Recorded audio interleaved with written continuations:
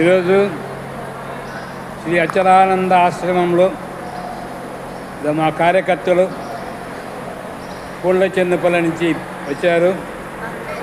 రాధాగారు పంపించారు, జ్యోతి గారు. ప్రతిరోజు కూడా ఇలా 10 మంది కానీ 15 మంది కానీ వాళ్ళ బ్యాచ్ ప్రకారం వస్తుంటారు.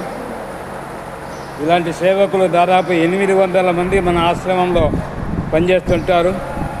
కాబట్టి స్వామివారి సేవలో కూరగాయలు దొరకటము, లేదా అక్కడ కౌంటర్ దగ్గర భోజనాలు వడ్డించటం, ఇవన్నీ కూడా చేస్తుంటారు.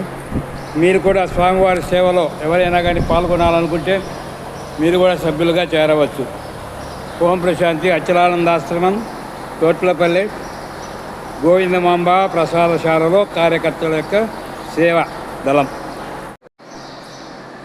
తోట్లపల్లి శ్రీ అచలానంద ఆశ్రమంలో గోవిందమాంబ ప్రసాదశాలలో మా కార్యకర్తలు ఇలా రోజు వచ్చి ఇక్కడ కూరగాయలు దొరకటము, వచ్చినటువంటి యాత్రికులకు భోజనం వడ్డించటము చేస్తుంటారు. 800 మంది కార్యకర్తలు ఉన్నారు. ఇలా మీరు కూడా ఈ ఆశ్రమంలో ఏదైనా సేవా కార్యక్రమాల్లో పాల్గొనదలిస్తే మీరు కూడా సభ్యత్వంగా చేసుకోవచ్చు. ప్రతిరోజు కూడా ఇక్కడ 700 నుంచి 1000 మంది దాకా భోజనానికి వస్తూ ఉంటారు. వారందరికీ కూడా మా కార్యకర్తలు శుభ్రంగా అన్ని రకాలైనటువంటి భోజన పదార్థాలు వడ్డిస్తూ ఉంటారు. కాబట్టి సేవా కార్యక్రమాల్లో స్త్రీలు ఎవరైనా కానీ పాల్గొనదలిస్తే వాళ్ళు కూడా మీరు సభ్యులుగా ఇక్కడ నమోదు కావచ్చు.